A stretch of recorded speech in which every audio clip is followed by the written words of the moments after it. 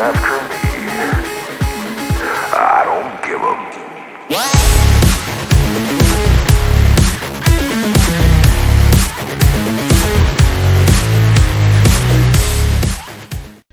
We are in the Starbucks drive-thru per the usual. Jordan is getting her first Moderna vaccine. My audience is actually not predominantly American, which I was surprised. We actually have more Mexican viewers, so that makes me super happy. People are not paying attention in the line either. Oh my God. So yeah, people are like, the line is ridiculous at our Starbucks, and it's really poorly designed, and it's so screwed up. It is, people are like, look at these. Oh my God, you can't get in, dude. Oh, wow. He's parking. Anyway, now that you see the chaos. Oh my God, Jeep, go. Go, dude. Fucking dummy. A few moments later. Okay, now we're back to regularly scheduled programming. Thank you for coming to my TED Talk. Yeah. So Jordan's getting her first Moderna vaccine. Well, we think it's Moderna. So my audience is not predominantly American. So for those of you who don't know, here in America, we had the Janssen vaccine, which was made by Johnson & Johnson. And it's paused because people were getting blood clots. But the amount of people who got blood clots, it was like 0.0000008, you know. But anyway, it's paused. There's actually a girl here in Las Vegas who's injured. Now, people on one side of the argument are like, and they've protected the... What is going on with my screen? They've protected the vaccine manufacturers, you know, because it's this new vaccine and it hasn't been studied and blah, blah, blah. Well, newsflash, every vaccine is protected. So you can't get a measles, mumps, and rubella vaccine and if you have a reaction or you're injured, which is the term they use, you can't sue. It's every vaccine. So then she's getting her Moderna shot. I think it's Moderna. I keep saying Moderna. I think it's going to be Moderna. It's Moderna or Pfizer. And then I have blood work. I had some funky... So I had been doing a vlog because I had gone in to start the process, getting evaluated and stuff, to have my breast implants removed. I haven't shared this yet. And I went in for a mammogram and an ultrasound because my right implant, for example, if I do flies, dumbbell flies, when I'm coming down, my implant, no kidding, pushes into my armpit. So I'm just done with them. I've had 3 sets of implants. That's a whole video. My last set was September of 2013. So you're supposed to get new ones every 10 years is what you're told. So I was like, well, my anniversary of needing new ones is coming up anyway. And I had been talking to Bob and I was like, I want them a lot smaller. It seems like I keep getting them smaller, but my boobs stay the same size. So I don't know if my body goes, oh, we need to put more breast tissue there. If that's just where fat likes to go. I don't know. But I'm still a 34 triple D American, and that's just too big. I mean, they are perky boobs, and like I don't have to wear a bra, which is nice. But this whole implant in my armpit thing really bothers me. And when I flex my pecs, on my right side, it's on my right side, there's a separation. But what I started to tell you was that, oh God. So I wish I could show you these people trying to get out of this driveway, this parking lot. Okay, so I went in to get my mammogram and to get an ultrasound of my right breast to start the process of getting my implants out. And that day, the radiologist who I know called me in and was like, there's a highly suspicious spot on my left breast, right behind my nipple, which would be exactly where I've had 2 lumpectomies already, which were malignant. So I was like, great. So he had me come in that afternoon and I had a biopsy. So that was all clear. However, there are markers in my blood that are elevated that are cancer indicators. So we're like, okay, well, that's not it. So we're doing more blood work today and then a PET scan. So I have Sjogren's syndrome, and that makes you something like 80% more likely to end up having lymphatic cancer. But my lymph nodes are not swollen or anything. I mean, I have rheumatoid arthritis. Everything's always swollen. So like, since I had my first vaccine, I have been incredibly swollen. That's one thing we're checking today is the SED rate, which is the inflammation in your body. And I'm sure it's going to be through the roof, but like last time it was, no kidding, like 18 times higher than it was supposed to be. So I've just been inflamed. So anyway, so that's what we're doing today. Fun. Woo. So we got our drinks, and Jordan and I really like their reduced fat turkey bacon breakfast sandwiches, and they were out of every breakfast sandwich except the Impossible breakfast sandwich. That thing has like double the calories too. It's disgusting. I mean, I haven't tried it, but I wouldn't eat it. It's like 500 calories a cup. So what was I talking about? I was talking about getting my implants out. Yeah. So that's why I'm having more blood work done too. My liver enzymes were a tad bit high, but so were those markers. So it's kind of, I don't know. My blood work's always screwed up. It's never right. But then I think we're gonna pick some stuff up at the at the Base Exchange, the BX, and go home and then train to this afternoon. So yeah. Okay, so I decided I'm gonna talk to you guys about boobs. Everybody likes boobs. Happy Thursday. So as you guys know, I had weight loss surgery in 2002. And I've always joked that by the time I was done losing my weight, when I got to whatever my goal weight really was, I was like a size 6 or an 8. I joked that my bra size was a 34 long. And I have the little film. I don't have like a Polaroid or something of the picture that the surgeon took of me.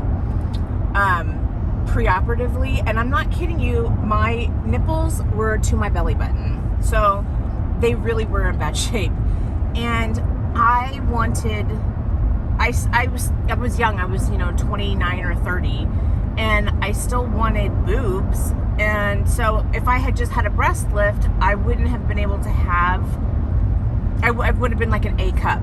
And at that point in my life, that was kind of a scary thought to think, like, I don't know, I just had so much of my identity, was in having big boobs. I'd always had big boobs.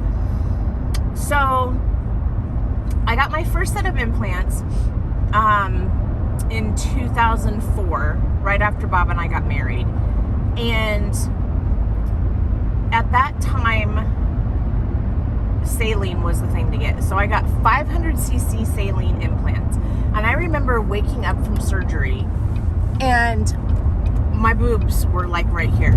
Like I woke up and was like, oh my God. And like, are they supposed to be this high? And of course, they settle and look normal again. But I was fine with that. We moved to Korea. We came back and we were stationed in Oklahoma.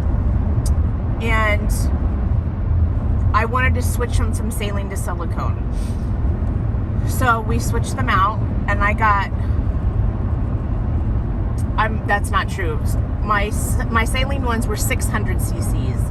My silicone ones, my second set, were 500s.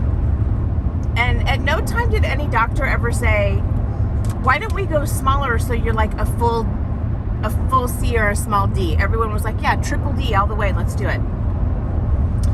So I got my 500cc silicone, and then in the 5 years we were stationed in Oklahoma, I also ended up getting a breast lift because they were sagging already, because they were so big.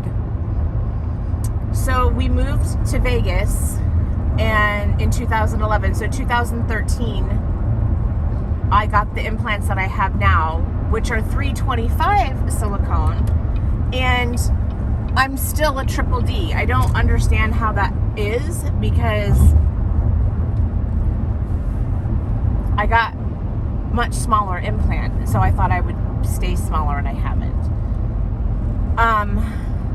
Now, and I've had 2 lumpectomies on this side, and I have 2 breast clips in here. It's this boob is just a disaster.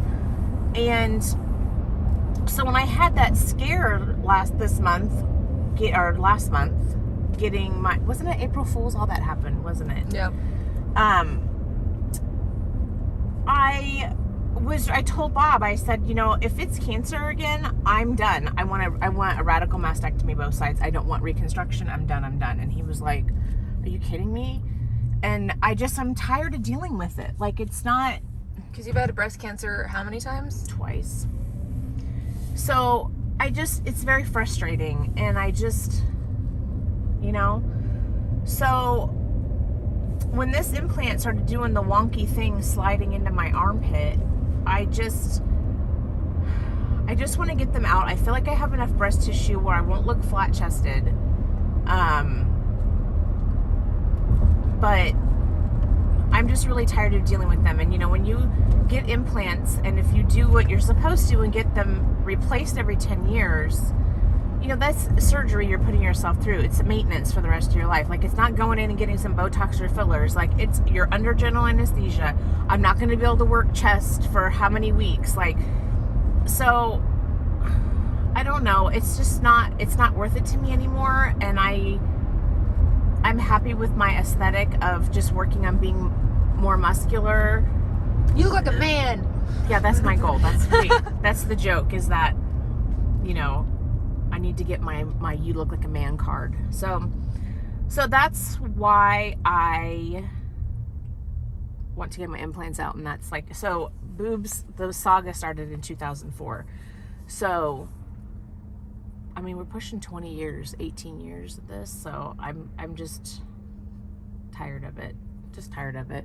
I'd rather spend my money on other things. So thanks for listening. So we're at the BX getting a Diet Coke and waiting for my appointment. Jordan got her vaccine early, and we went and shopped and got a couple things. It's nothing exciting. But listening to, like, overhearing different conversations that are going on is always so interesting out here. But yeah, just another Thursday in paradise, you know. Jordan and I are walking to the park, the state park by our house, to get some steps in.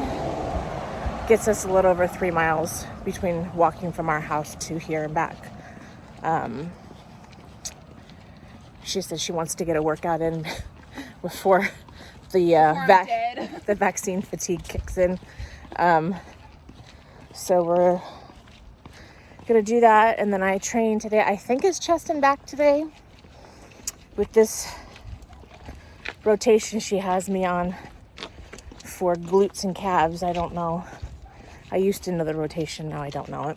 But yeah, gonna get some steps in, get some sun, except on my tattooed arm because I put SPF like 4,000 on it. So I look like I don't have clothes on, but I do. I have a little pimple right here. I'm almost 50, still getting pimples. There's like a change in the season right now, and my skin really responds poorly to that. So like, I came home from getting blood work done and took all of my face makeup off. Obviously I still have eye makeup on. I work hard on that, so I left it. But I took all my foundation off, and my poor face, like, I use Retin-A every day. I went on a walk with Jordan. We did that you saw, that loop. And I always put like SPF 50 on, and then I have special sunblock for my tattoo that I wear, and my face got windburned, like super bad. You can tell it's, damn it. It hurts too, like it's like, ooh, it's tender. So I put some rose oil on it, which helps some. So hopefully that helps. And then I gotta leave in like, that was Apollo. I gotta leave in like 10 minutes to go train. So I'm gonna go do that. And then I'll have burned like almost 4,000 calories today with all the activity. So that's kind of nice. But I'm starving, even though I've eaten a decent amount so far today. I'm at like 1,500 calories and it's 3 o'clock. So I do like having big dinners, and I am a grazer. So I do like having calories left to eat. I like to eat like 200 calories and go to bed on it because it keeps me asleep that way. So that's what I'm doing. Very exciting life I have. There's some, oh. Say hi. You don't ever want to be on camera. Why are you acting like that? He's cute too. That was Seymour. That walk today left me incredibly windburned. I don't know how much you can tell, but my face is it's a little pink, and my eyes just are kind of burning. But today was a good day. It was productive. It was just a good day. The only thing I wish that was different was that my face didn't burn. So yeah, I ended up training, and we did chest, back, and glutes. So that was good. And yeah, just a nice, kind of day in my life of me running around like a chicken with my head cut off and trying to get everything done and take care of everything that I need to take care of. So that is kind of a little snippet into my life. I hope it wasn't too boring for you guys. Thanks for being here. See you in the next one. Please repeat after me. I don't give a